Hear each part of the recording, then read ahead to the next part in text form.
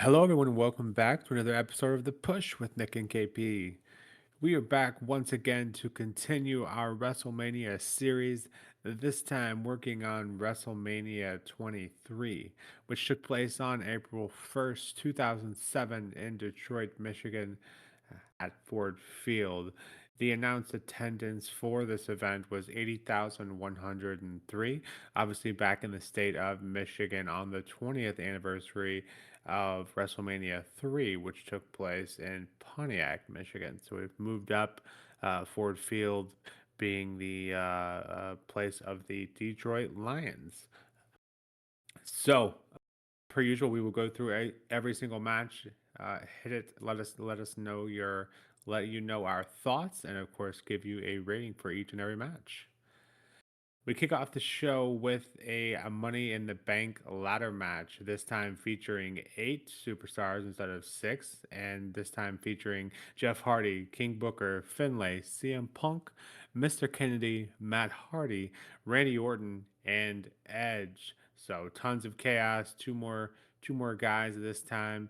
KP, what'd you make of the opening bout of WrestleMania 23? And comparatively speaking to the Money in the Bank ladder matches we've seen so far on the Mania stage, where does this one rank for you? Yeah, not a bad way to kick things off. Generally speaking, I think when you have a Money in the Bank ladder match, you're gonna get the crowd sort of like hyped, ready to go, sort of into the action straight away and immediately. And I think this match did offer, a definite case for for that sort of like fan engagement, which is quite nice. Was this one as good as a previous ladder matches? I think it maybe felt a little bit short compared to those couple that we've seen before. But actually, in fairness, this one was still pretty solid. It was still very fun, and it still had some really nice spots throughout the contest. It was quite a fun match to kick off WrestleMania. And yeah, just want to go through some of the spots that I did note down and just want to quickly just reference here. We see at one point Jeff Hardy, he hits a diving sort of like leg drop off of a ladder onto Edge. That's through a ladder on that's sort of like set up on the outside of the ring, which is a pretty cool spot. Takes them both out of the match completely. We don't see them, after that at all. We go on to later on moments where we got Randy Orton hitting an RKO onto CM Punk off of a ladder. Booker hits a bookend on Randy Orton off of a ladder. Mr. Kennedy hits a rolling senton on Hornswoggle, who's in, trying to sort of come to the aid and assist Finlay, who literally couldn't climb up the ladder at one point. So yeah, there were quite a few moments here which made it quite a fun, engaging contest. So I did quite enjoy those moments here and there, to be fair. And there was some really nice sort of like tag, well, not like tag team, but like sort of like moments of sort of like in the moment teamwork situations here through this contest, like people teaming up together that you wouldn't normally expect or whatever, things like that.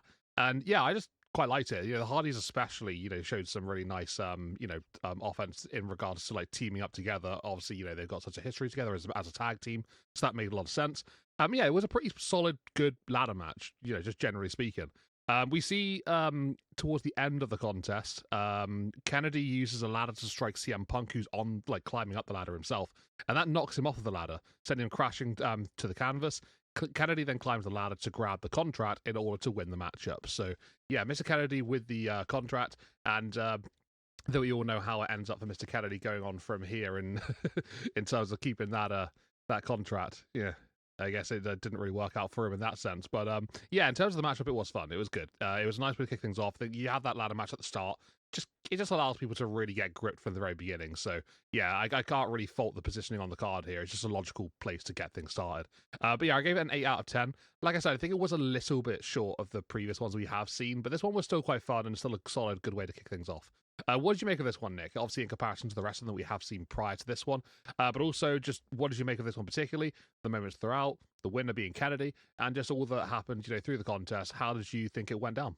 Yeah, so I think comparatively speaking, obviously upping the participants from 6 to 8, I think probably in WWE's eyes was a matter of, well, this can only make the match more chaotic and add to what, is already a great foundation. Obviously, the Money in the Bank ladder matches we've seen before were great. But for me, I think it actually kind of takes away. I think I think it ends up being too much. So, with those two additional stars, two additional, people to account for, some more moves to have to make sure you get on. So I think it's just kind of too much going on. And so I felt like, for whatever reason, just kind of felt a bit jumbled. Not to say it's not as a good match as you alluded to. All the spots, my personal favorite probably being the Jeff Hardy Edge spot, but the CM Punk kind of whirly bird, as they called it, I thought was a fun spot as well. But yeah, it's just tons of stuff going on, and I almost felt like it was kind of a whirlwind, just the way everything had to be put on. So definitely my least favorite Money in the Bank ladder match we've seen on the Mania stage so far. And I try not to look ahead, but I'm hoping to go back to six after this match, because eight just felt like it was doing too much. And six was just fine enough. So in terms of rating, I did give this one a 7 out of 10. And it had its moments, just like I said, my least favorite so far on the Mania stage. So with that, unfortunately, a bit of a downer on my one of my favorite match types, which is Money in the Bank ladder match. We get into the next match, which is the Great Khali going up against Kane. And I've said it before, and I'll say it again: Kane finds a way and is very underrated, especially as a big guy. But this is something that even Kane, I don't think, could quite pull out. Great Khali obviously was an attempt from WWE to capitalize on several aspects that they were Vince McMahon especially were high on. KP, give us your best your best description of this match. Clash of Titans, two Earth Shakers, a monumentous occasion at WrestleMania is something I cannot describe this match as. It was terrible. It was horrific. It was so slow. It was just generally felt really awkward and sloppy throughout the entire contest. It was physical. Don't get me wrong. It should be between these two guys. But like it just felt more of a kind of test of strength really than a wrestling match itself, or just generally an entertaining contest.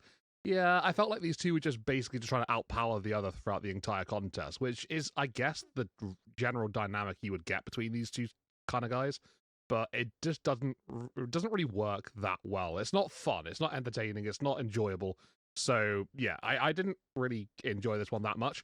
I'll talk through how the match sort of like came to an end. We have Kane going to the ringside area to grab sort of looks like a hook and chain, funnily enough.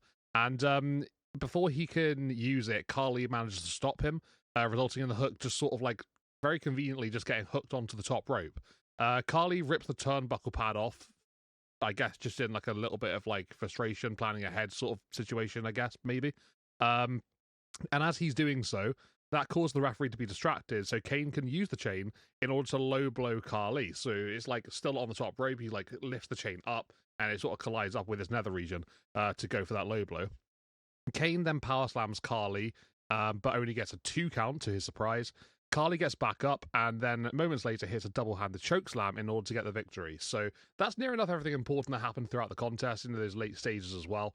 But just generally speaking, it just felt like a really slow, sluggish, just awkward encounter between two like really big guys, and some people may enjoy that, to be fair, and fair enough. If you do, then crack on, I guess. But yeah, for me personally, just no wrestling technical ability on show here. No real, just oomph from the matchup. It was just so slow. There wasn't really anything to really take from this one except for just two guys just, I guess, struggling to just outpower the other one. So yeah, I don't know. Take that what you will. I didn't really enjoy that much, so I gave it a 4 out of 10. Like I say, it had that little bit of something with the chain, I suppose, which is a takeaway, I guess. So it wasn't a completely clean thing. I don't know. I'm trying to clutch at straws here, but yeah, that's basically my general synopsis for this matchup. Nick, what did you make of this one? It's hard to really get excited about this because it was just. It felt like you were almost going backwards at points. So yeah, what did you make of it? Yeah, and I think generally speaking, Kane is the exception. For me, the rule typically is if you put two big guys like this in a match, it's typically not going to be my cup of tea. And I think you're pretty much around about the same way. Maybe you don't despise them quite as much as I do, but just seeing this, match on the card, just kind of sighed a bit. I was like, well, this is not going to be good. But I don't think Kane's really the big issue here. I think it's more so Great Khali. Great Khali, just is not a good wrestler, and I don't think anyone has this match on their top 10 list. Um, so I don't think I'm giving you a hot take or anything here, but yeah, this didn't belong on the Mania stage either. This just felt like this was a weekly episode of a weekly match, and just the only reason it's on the Mania stage was, as you teased us with a bit there, is the size of the men going, one on one here. But unfortunately, at least for me, it takes a little more than that to make a great Mania match. So my rating for this one is a 2.5 out of 10. So it just shows you how much I despised it. So with that, let's go ahead and get into the next match and get this taste out of our mouth. This is MVP going up against Chris Benoit, who is defending his United States Championship once again. If you listen to this channel at all, you know I am a big fan of the in-ring work of Benoit, but MVP really holds his own here. JBL was, goodness gracious, he beat to death the talent of both Benoit and the which we should expect, but then the talent of MVP and kind of holding his own against someone of the stature of Chris Benoit. But KP, what'd you make of this U.S. title defense from Benoit and the abilities of MVP? Already touched on it there very briefly. I did get a sense of MVP just, I guess, still sort of trying to like really just showcase what he can really do on the grander stage here at this point. It felt like he was impressing people just throughout this entire contest, and it was almost like a showcase of what he can do. And in all honesty, he looked absolutely incredible out there. He was really, really technically sound. And obviously, when you're in there with someone like Chris Benoit and the technical ability that he possesses as well, in order to really stand out against someone like that, you've really got to be sort of on top of your game. And to be fair, I think he was. I think he really went toe to toe. Just, it was a great grappling contest. Just back and forth wrestling. It was pretty much a bit of a clinic, to be fair. And that was for a large part of the contest too. It wasn't like a quick couple of minutes. It was for probably a good, heavy percentage of the match, which made for a really solid, encounter between the two men. Very, very back and forth, tied just changing every ebb and flow, and yeah, just had a really nice sort of vibe to it. Benoit does get the victory in the end. He hits a diving headbutt from the top, that very infamous headbutt that obviously he used throughout his career, and that would be enough to see him get the victory here and pin MVP for the 1-2-3. So yeah, retains his United States Championship in what was a pretty fun back and forth technical display. So yeah, I don't really have anything bad to say about it. It was good. It wasn't anything spectacular, mind, but it was a very solid contest between two men who just know their grappling abilities. So yeah, it just flowed really well and nicely, and they gelled off of each other. So yeah, it's just a good clinic, which is quite nice to see. I gave this one a 7.5 out of 10. Very much well received after the previous contests. So yeah, was definitely glad to get back into a bit more of my personal sort of likeness of matches. So yeah, 7.5 is pretty solid. What did you make of this one? And yeah, how did you rate the technical back and forth of these two men sort of engaged in? So you say you like this one better than the last contest. I kind of used that twofold. I used that obviously for this WrestleMania and the match before it, but also Benoit's match last year against JBL, as you recall, just didn't really set well with me, and definitely my least favorite Benoit match to date. But for MVP, I always think of him as a consistent, like just a quality talent, but never really had him as kind of the athlete to be able to keep up with someone the like of Benoit. But yeah, I was pleasantly surprised, and maybe I knew at one point and just forgot. But yeah, I was very impressed with MVP was able to hold his own and kind of go tit for tat with Benoit. So I thought this was a very surprisingly good contest, and I'm not one to typically let announcing bother me, and that both goes for wrestling and just pro sports in general. But JBL, man, was he really got on my nerves here. I'm not a fan of his in-ring work. I'm not a fan of his announcing, but to let him kind of make this match, I think I probably would have enjoyed it more had I had it on mute, because Like I said, he really beat to death the fact that MVP was worthy of being in this match, and he was. But I think kind of let him do the talking with his actions instead. I think would have probably been a better move. But yeah, man, it was a lot for me. But still, the match itself was good and a nice kind of rebound from last year and the match before it here on this card. I did give this one an 8 out of 10. Moving on to the next match, we see the Dead Man Undertaker at 14-0, going up against the Animal Batista for the World Heavyweight Championship. For me, might be the most I've ever heard Taker cheered on the Mania stage. Further to that, Batista not well liked in terms of crowd reaction here. KP, what did you make of the streak continuation here for Taker taking that title from Batista? This one was solid. Yeah, really, really good. I thoroughly enjoyed this one. This actually was my match of the night. Just talking, very bluntly here. But yeah, just it was very physical, an extremely physical bout between both men. Very back and forth. The match got better as it sort of like went on. It started off quite nicely, had a bit of a nice flow, and then like I felt like the longer it went on, it just got a lot more engaging and got a lot more sort of gripping. And yeah, I was sort of like really, really invested in it towards those later stages, especially. So yeah, it was just a brilliant contest, to be fair. I really enjoyed it. Batista has this spot where he power slams Undertaker through the announce table. That was really cool. Enjoyed that one for sure. And then you see Batista very quickly, to be fair, rolling Undertaker back into the ring and actually going for a cover instantly, which Undertaker kicks out at 2 at. So that was a really cool spot. The crowd popped for that one. Like you said, the crowd were really hot for Undertaker in this contest, and they really showed it throughout certain parts as well. So that was a moment, especially I wanted to highlight there. But yeah, like I say, just the crowd were in Undertaker's corner through the entire matchup, and they got what they wanted. They got the Undertaker win, extending his streak, and obviously Undertaker getting the World Heavyweight Championship as a bonus from that. We see Undertaker kicking out of a Batista bomb, and as Batista looks for a second one, pretty much instantly afterwards, Undertaker flips Batista over himself, shoves him into the turnbuckles, sort of like bounces back off of them, and then hits a tombstone power driver, and that would be enough to see him get that 1, 2, 3. But yeah, it was just a battle of powerhouses, this one. And you look at obviously Kane and Great Khali, and they're two bigger guys. I think it's fair to say. But these two are two big guys themselves. But this is a definite sort of like opposite side of the situation, because this one was a really fun, engaging, physical contest, whereas that one was just a physical, just slow, boring match. So yeah, these two nailed it. They absolutely killed it. And like I said, put on my match of the night. So I gave this one an 8.5 out of 10. Taker streak continues. He wins the World Heavyweight Championship. The two had a battle, and yeah, it was just great fun to watch. So yeah, loved it. What did you make of this one, Nick? Obviously, the Undertaker extending his streak, getting that championship, and what did you make about the general sort of battle here between these two big men? And obviously, I think you can take a little bit of comparison between this one and Kane and Khali, but it is a little different still. So yeah, what'd you make of that? Yeah, I think the comparison, it will come naturally when you have, what is another bout between two big men.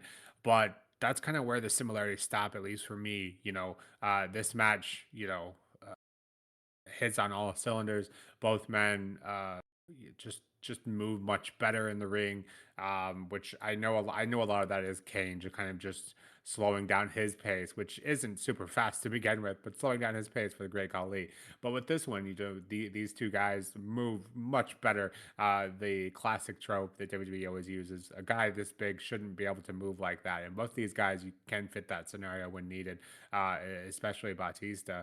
But yeah, this is a great contest, and Batista is one of those guys that I felt like uh, kind of got overhyped. Obviously, he came from Evolution, but I've never seen, at least in the top of my head, I never think of him as like one of those guys that delivers a bunch of matches, but great matches. But here we are again on the Mania stage, and another match from him that I thoroughly enjoyed. It doesn't hurt that you're in the ring with the Undertaker, who unfortunately has a bad rap on the Mania stage, at least in my eyes. A lot of his matches didn't quite deliver, but that is absolutely one of the exceptions. And that extending that streak from 14 to 15, and this just felt like a big match. Had that big match feel, with a ton of fun. Crowd reaction always helps, and I hit on that every time they do kind of come into play.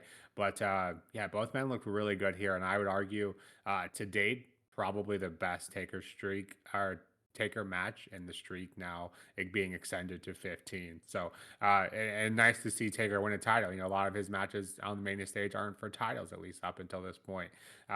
So yeah, off the top of my head, I do think this was my favorite one to date. So, ton of fun. This one, I too gave this one an 8.5 out of 10, and it is also my match of the night. So, no shock there. KP and I agree on something from a Mania stage. So, with that, let's go ahead and get into the next match, which unfortunately for me is yet another match that didn't feel like it was worthy of the Mania stage. This has the ECW originals going against the New Breed, and I'm sure longtime fans of the business that is ACW found this contest pretty tame, and that's kind of what I walked away from it.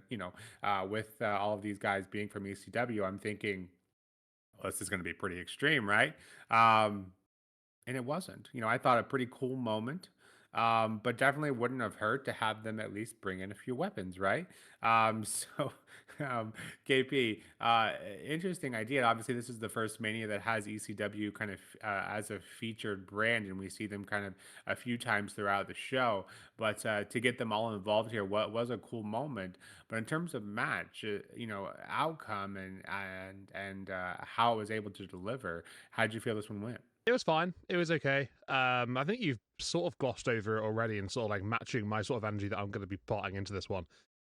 It was kind of fun in parts, like, thanks to those ECW originals, but just generally speaking, it felt kind of like a standard like 8-man tag you would see on maybe a Raw or SmackDown, possibly in like a main event of the shows. Yeah, maybe possibly. Yeah, I don't know. It's decent enough, but it was nothing overly great. I think RVD especially provided a little bit of a energy in this one towards those late stages. But just generally speaking, Team ECW provided the only real sort of interest in this matchup for me personally. I hadn't actually heard of New Breed going into this one. I've known a couple of their members, Matt Stryker and Kevin Thorne, but yeah, regarding them as a group, it was the first time I'd actually been seeing them in a match. So new exposure to me here. I'm always honest to admit when that happens. But yeah, I don't know. I just didn't really get much from them. I felt they were quite green and just generally not really, I don't know, offering much in the contest. And Team ECW felt like they were levels above. They really, really did. It is a shame that we didn't get any sort of extreme rules or sort of a stipulation style things happening here. But I guess it is what it is. You can't ask for for everything, I suppose. But yeah, it was fine. It was decent enough, and it was just like I said, a very standard feeling tag team matchup. So yeah, I don't know. It's just one of those things that I can't really sort of go get too much into. But RVD pick up the win via hitting that frog splash onto Matt Stryker, and that'll be the 1, 2, 3. So yeah, I don't have too much to really add to that, but it just felt okay and standard. Like it was good, but it wasn't like very good, great, exceptional. It just wasn't bad either. So yeah, I gave it a 6 out of 10. It didn't didn't really feel like a WrestleMania matchup, but I guess it's more of a showcase for the ECW guys, which I guess is still a good thing. But yeah, take of that what you will. What do you make of this one, Nick? Generally speaking, like your overall result, and do you think it really had a place on WrestleMania? And I agree with you. The aspect of it was nice to see the ECW guys on the card, but and I'm not one that has a ton of exposure and ECW matches, and I would love to put that on our kind of to do list. I would love to get some more exposure, and obviously the ECW originals, the like of Tommy Dreamer, Habu, and Sandman, obviously well familiar with RVD, but who's been in the company, and that was alluded to as well by commentary that. He was the only one with WrestleMania experience. But you do know that the company they come from is very famous for Extreme, and to have them just kind of go through this entire tag match, which, as you perfectly put, felt like it was a weekly tag match, and didn't bring anything else to the table. And so I just felt like that was a very, very much a missed opportunity, and kind of showcase kind of what they came from and what they were and what their specialty was. So yeah, unfortunately, yeah, that's kind of where the positive ends, is just the ability to see these guys on the stage, but barely doing anything of note, in my opinion. Like, I gave this one a 4.5 out of 10, and yeah, just kind of was expecting a bit more considering who was all involved. So, with that, we will quickly move on to the next contest, which has Umaga with Vince McMahon going up against the ECW champion, and that of Bobby Lashley, of course, accompanied by the current U.S. president, Mr. Donald Trump. with special guest referee Stone Cold Steve Austin in a battle of the billionaires, the loser getting a free haircut. So, tons of things going on here. KP, love to hear your thoughts on this one. Um, it kind of irks me that Vince just has a way of doing the most with uh, his spot on the Mania stage. But what'd you make of this one? I love the way you worded that. Then the loser getting a free haircut, like it's a like it's a positive thing. Yeah, that tickled me for a moment there. Yeah, you make a good point. Vince does have those ways of just making him, really sort of get into that spotlight whenever he has a WrestleMania moment, I suppose. And this one was certainly one to remember, I guess. Whether it's good, bad, indifferent, it's memorable. I think that's fair to say. The match itself was decent. It was entertaining in parts. It had a lot to digest. You got Estrada, you got Vince, you got Shane, all sort of interfering bits and bobs here and there. All the focus is on Trump and Vince. That took away from the match a fair amount, to be fair. I think if you remove, you know, this whole sort of stipulation, hair versus hair, you could even just keep Stone Cold Steve Austin in there as a special guest referee, and I think it would still be fine. But I feel like because of what was going on outside of the ring, and sort of going into the ring as well, it did take away from the fact that Bobby Lashley and Umaga were the competitors of this contest, and I think they could have had a ridiculously solid match, just the two of them together, if it wasn't for all this gimmicky nonsense happening on the outside. So, yeah, there is that. But talking about what actually did happen and took place, not going to hypotheticals here, we see at one point, Umaga, he's frequently trying to break Stone Cold's ruling, which eventually sort of leaves the Stone Cold having had enough, and he rakes Umaga's eyes almost. I think the commentary team said, as he sort of pulls him off of Lashley. Umaga Samoan spikes Stone Cold Steve Austin, which leads to Shane McMahon getting involved, and him and Umaga end up attacking Lashley in the ring. Shane hits a coast to coast in the end. You got Vince and Umaga sort of holding the trash can right in front of Bobby, just sort of the ultimate impact on it. Once he hits that, Stone Cold does get back up into the contest. Umaga goes for a cover on Lashley, and Stone Cold actually drags Umaga out of the ring. So he's back in the situation once again, and he looks to get back into the contest properly, back to his refereeing duties. He ends up taking out Shane McMahon. Lashley turns things around, ends up spearing Umaga, and that will be enough to get the victory for him in the end. We see then Vince getting his head shaved post-match, as per the stipulation, and it's quite the drawn-out, dramatic sort of cat and mouse situation to begin with. Get him in the ring, and then eventually it's just sort of a case of, eventually just getting a stunner on him and literally tying him down onto the chair, and eventually just actually physically, shaving that hair off of him. But yeah, he sees himself in the mirror. He completely falls flat on his ass, and it's quite interesting. I wouldn't say it's a great segment, a great match, a great moment as such, but it was, I guess, an iconic, memorable one, I suppose you could say. But yeah, it was alright. It was fine. Like I said, if you take away everything else that's happening outside of the ring and into it, you do get probably a pretty solid contest between Bobby and Umaga, which is quite a shame actually. What could have been, but hey ho, it is what it is. Yeah, we do see Vince get his head shaved, and that would be that. I gave it a 6.5 out of 10. Like I said, it was alright. It was fine, but it wasn't anything that's going to set the world alight. Yeah, it's memorable. I think that's fair to say. Nick, what did you make of this one? Hair versus hair. Vince gets his head shaved off, and in the end, Bobby Lashley with a win on the WrestleMania stage. What did you make of it all? Yeah, hair versus hair was clearly a gimmick that Vince liked. I can't recall the last time we've seen that stipulation on the Mania stage. Maybe we should bring it back. It is memorable. I think you said it great, and I think that the actual match somehow is the least important thing here, which is a shame. And I completely agree with you. Umaga and Bobby Lashley are great for the little time that we do see them, but obviously when you have that many big egos kind of combined around the ring, things are always going to go south at some point, just a matter of when. But yeah, some pretty nasty bumps by both Bobby Lashley and Umaga outside of the ring. Obviously, we see that all the time, that spot where they, suicide dive outside of the ring. But typically, it's onto some other talent. They both did this kind of a similar spot where they went straight on the mat. Kind of made me cringe a bit. But yeah, I did love that aspect of it. And both of these guys just were intense. Obviously, Bobby Lashley looked incredible, as he always does. As the ECW champion. So once again, kind of showcasing that brand a bit. And yeah, Umaga, it was always a very hype talent as well. And unfortunately, that's kind of where the thoughts on the actual match, because everyone else kind of comes into play. Then obviously with the coast to coast from Shane, and then Austin getting involved, kind of protecting Umaga a bit by stunning him and allowing then Bobby Lashley to get a spear to get the win.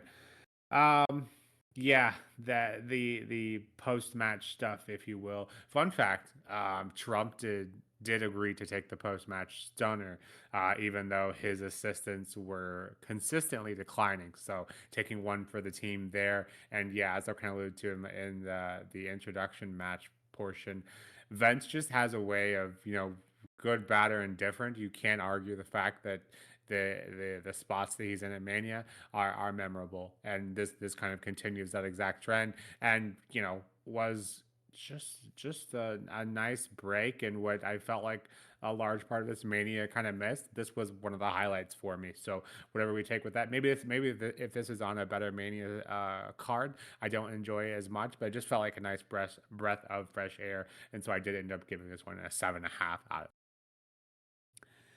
Getting back into the lower spectrum of WrestleMania 23, we get into the next match, which is Ashley going up against Melina, who is defending her WWE Women's Championship in a Lumberjill match with divas surrounding the ring. KP, give us your description of this one.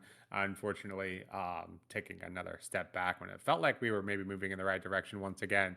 That trend that we love to do here on the Mania stage with the women's division.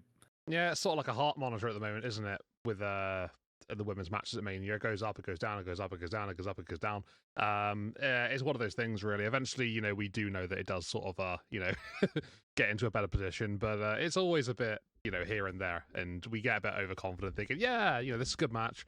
Hopefully next year's will be as well, and we get something like this, which, yeah, wasn't great. It was very quick. Let's start with that. There wasn't really much to take from this contest. It was quite fast paced, and not in a good way, but it's just in a sort of they didn't have much time to work with here. It was not a wrestling spectacle. It felt honestly okay for what we did see of it, but there just wasn't enough time to really just get a good sort of understanding of the matchup.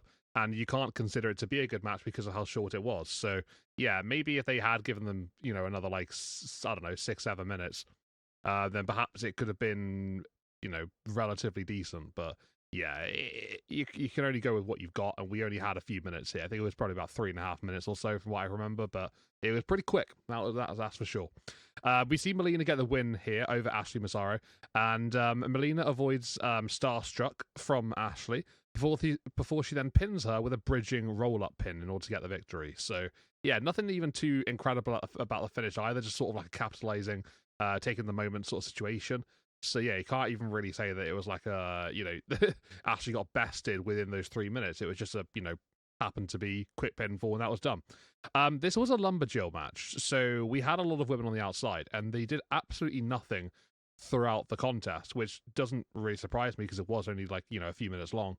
But once the match was over, then I sort of understood why the Lumberjills were there, because then they did something and they got involved, and there was a big old brawl between pretty much everybody, which leads to eventually Melina escaping with a championship and escapes the safety on the bottom of the ramp. So yeah, not entirely sure what the point of having the women out there was, to be fair.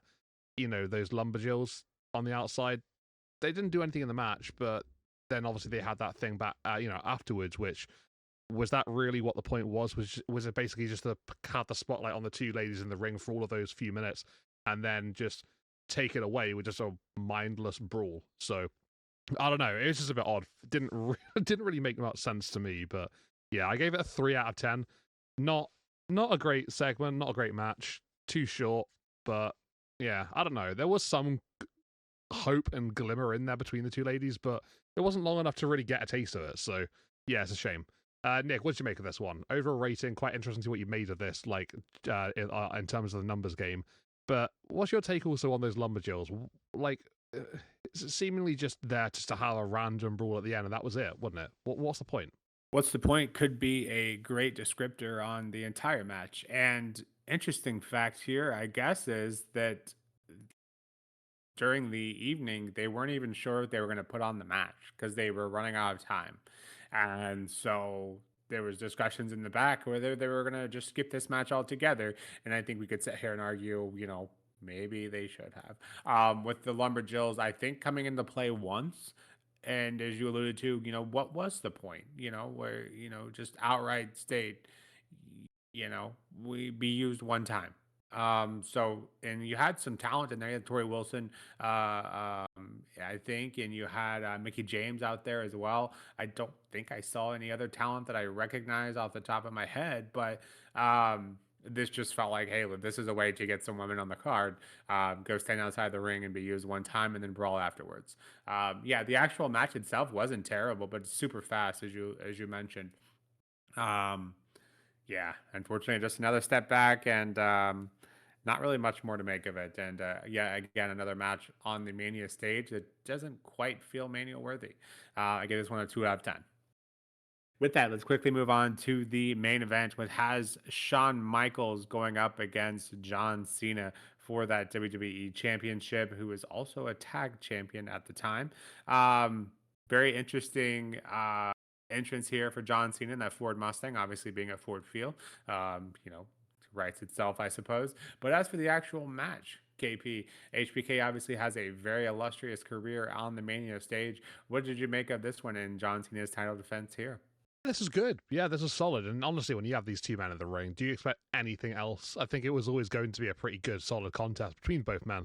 And it was extremely back and forth. I say that about a lot of matches, but that's just the general sort of flow that these matches tend to have. When they're big fight feels like this one, they're going to be back and forth. And yeah, sorry for being repetitive, but this is how it just goes. And it's nice to have that sort of ebb and flow of the contest. So talking about this one specifically here, let's go into the crowd first. We mentioned the crowd earlier on with Undertaker, especially. The crowd were absolutely vocal here for this one for Cena, but in a bad way. They were definitely against him. They absolutely did not want him to win this matchup, and yeah, they were very much behind Michaels. So it was clear to see who they wanted to win. But saying that, to be fair, at the end, when Cena does get the victory, it doesn't really sound like he's getting booed out of the building. It does seem like a pretty solid reaction for him afterwards. So I guess take that what you will. But during the matchup, they made their voices very, very clear about which way they were siding in this one. John Cena gets the win in the end via submission. Let's talk about how he got there, though. So Michaels hits a sweet chin music, but doesn't get to go to a cover straight away. The sort of they're absolutely spent at this point. They've gone through crazy sort of length match at this time. I think it's probably a good probably 20 25 minutes at this point here. So they're pretty much spent and out of it. Yeah, when he eventually does get to the cover, Cena kicks out at 2. The two men eventually get back up to their feet, using each other for balance, sort of thing. Almost seems like they're literally going into the final sort of moments here, sort of like setting up for that grand finish, I guess you could say. Yeah, once they're both officially back on their feet, Cena looks for an FU. Michaels escapes it, but then gets immediately caught in the STFU. After a little while, Michaels does eventually tap out, and we see John Cena get that win via submission, like I mentioned a moment ago.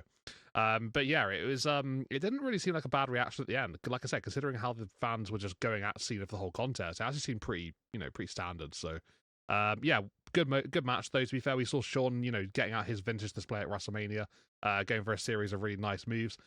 John Cena just looking pretty solid as well. Not obviously as technically gifted as Shawn Michaels is, but yeah, just doing what he can to sort of make it a pretty compelling contest. I like this one. In terms of the main event, it did have that big fight feel, which is obviously what it needs to. And there were some moments, of drama here and there, which obviously made it that sort of WrestleMania main event style matchup as well. It wasn't quite my match of the night because obviously I think I said that I already give that to Undertaker and Batista, but this one was quite close too. I did give it an 8 out of 10. I just think the other match was a bit better than this one. Just had a bit more to it as well. Felt a little bit larger than life too. So yeah, I think this one was still solid, but it just wasn't quite my match of the night.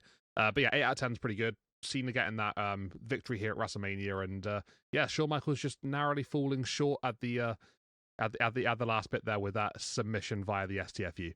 Nick, what did you make of this one? Generally speaking, as a main event match, how did you think it sort of felt in comparison to the others that we've seen over the years? And yeah, what did you make of the dynamic between Cena and Michaels with the submission victory? Yeah, the crowd were definitely hot for this one, I think, comparatively speaking to the Taker Batista match, which naturally we are going to do the two biggest title matches of the evening. But before getting into that, I was curious and I had to make sure because the driving that Cena did before the match was pretty impressive. And I thought to myself, no way, that's actually him. WWE wouldn't let him do that. Probably a stunt driver. And especially by how long it took him to get out of the car, I thought that's probably the stunt driver up front. And then when they stopped, he jumped in the back and Cena's, jumped up front. But Cena actually was the one driving. The Mustang himself, driving through the glass and through the streets of Detroit. He refused a stunt driver for authenticity, but obviously, probably goes without saying, but this did make everyone else pretty nervous. Obviously, one wrong move, and there towards the end when he went through the glass, he wasn't far from crashing into things. So yeah, I think that makes the beginning and the entrance there all the more impressive. But a cool moment, I thought. And I'm not really a car guy either, but it was just a cool moment. So with that, getting into the actual match, yeah, I feel like this one was fun, and the environment definitely helped to it with the fans.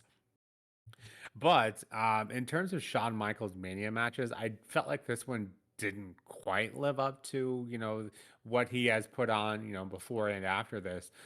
Just know, just something. Obviously, I'm a big fan of Shawn Michaels. John Cena is not my favorite in-ring worker, but I felt like just with the magnitude of the match, they could probably make this work. But it did feel like this one kind of lacked some moments, at least for me personally. Without the crowd being, as hot as they were, I think this would, probably be ranked a bit lower. But maybe just my own issues for thinking Shawn being involved would make it a better match than what it was. The right, the intensity was there. It just felt like up until like the last five-ish minutes. It just didn't feel like it was a main event worthy Mania match. So maybe I'm in the minority there, but yeah, this one just didn't quite do it for me. And the crowd, especially, you've alluded to it already, and that they did not want to see Cena win. And as soon as Cena did win, I felt like, and maybe this is always standard, but I was looking for it more so here. But I felt like a lot of the crowd were just like, oh, well, that's not what we wanted to see. I just saw a large portion of the crowd kind of get up and start walking towards the exit. And maybe that happens at every Mania, and I'm just not looking for it. But I was looking for it here, and you could tell that the crowd was not as pleased. I think they were really hoping for that Shawn Michaels victory. And with the outcome being the way it was, obviously Cena not being the crowd's favorite, and on the polar opposite of that, Undertaker being possibly the most over I think I've ever seen him on the Mania stage. I mean, I was curious to think, why not put this, swap those two matches in order of which they appeared on the card. But yeah, I think it's probably safe to say, and you probably understand, my point of view, and I've made it quite apparent. But yeah, I didn't quite like this one as much as probably most did. I gave this a rating of 6.5 out of 10. Yeah, I just felt like I was missing something. I couldn't quite put my finger on it up until the last 5 minutes. Just didn't feel worthy of the spot. So with that, WrestleMania 23 in the books, a pretty short card in the grand scheme of things, and comparatively speaking, with only 8 matches on the card. KP, curious to get your thoughts overall on WrestleMania 23. Of course, your overall rating, your highs and lows, and just your general vibe you have walking away from WrestleMania 23. And we'll get this one wrapped up. That's an interesting WrestleMania. I think when you put it down to the matches that took place across the course of the night, honestly, there are only really two for me that actually sort of like stood out and were like pretty damn great. And that was the Money in the Bank ladder match being the opener, and then obviously Undertaker and Batista. So I think they're my definite two highlights for the show. Obviously, I gave a bit of praise to John Cena and Shawn Michaels in the main event, but yeah, I don't know. I think the other two were more sort of like my style matches that I really liked. Even though I did show quite a fair bit of love for that main event. But yeah, just generally speaking, there were some ups, there were some downs, which is generally the way of WrestleMania goes for the most part. And this one was no real exception to that. An average of my matches altogether comes at an overall 6.5, which I think sounds quite high to be fair, considering some of the matches that we do have on here. But yeah, apparently that was the the way the math worked. So that's what I'm giving this WrestleMania. It feels a bit high to me, but I guess that is what it is. But yeah, it was okay. It wasn't my favorite WrestleMania by any means necessary, but it definitely had its talking points, its memorable moments, its discussions, and there were some ups for sure in amongst the madness of the show. So yeah, take it a little bit of this, a little bit of that, and I guess it is what it is. But going into 24 next, excited to see what's happening going forward. Yeah, just we just got to keep on pushing forward here, and it's been very, very enjoyable so far. But I think we're starting to get into the HD era, which comes just after this one. So yeah, excited for that one. See things with a bit more clarity, and I think it just makes it seem like we're getting a bit more closer to where we actually are in the modern day, which is kind of crazy. But yeah, what did you make of the show as an overall, Nick, in terms of your your feel for WrestleMania as a whole? I have a feeling your overall rating will be a bit lower than mine, by the sounds of it. And yeah, what did you make of it? Your highlights, your low points, all this, that, and the other. Yeah, this is our last Mania where we the screen clarity is not quite what we expect today. So yeah, looking forward to 24 being a bit more clear and hopefully a bit more a bit better. Yeah, I did not. This is probably my least favorite Mania we've had in a while. I've been genuinely enjoying them, and I think all of them have had at least north of 6 ratings. As you mentioned too, like WrestleMania just typically always has the highs and lows, but this one felt like the lows were almost right up there with the highs, and unfortunately, that's not a good formula, especially for an overall rating. This overall rating for me did end up getting a 5.5, which like I said, I don't have all the numbers in front of me, but it is definitely one of the lower ones we've had in a while. I want to say probably close to 10 years now, where I've had a rating lower than 6. So definitely notable for not being my favorite. The highlights of the evening, obviously, similar to yours, and that Undertaker and Batista, and of course the ladder match, but kind of the Umaga Bobby Lashley hair versus hair bit was a fun contest as well. But that's one of the highlights of the evening. I think you have an issue of maybe some lack of wrestling, a lack of quality on the card. I think that's fair to say. But with that, we will swiftly move on from 23 to 24. Did you enjoy WrestleMania 23, or did you feel like maybe this didn't quite live up to prior manias or manias that come after it? Let us know your thoughts below, and of course, maybe your favorite match, your favorite moment of WrestleMania 23, maybe some fond memories you have. We'd love to hear from you in the comments below.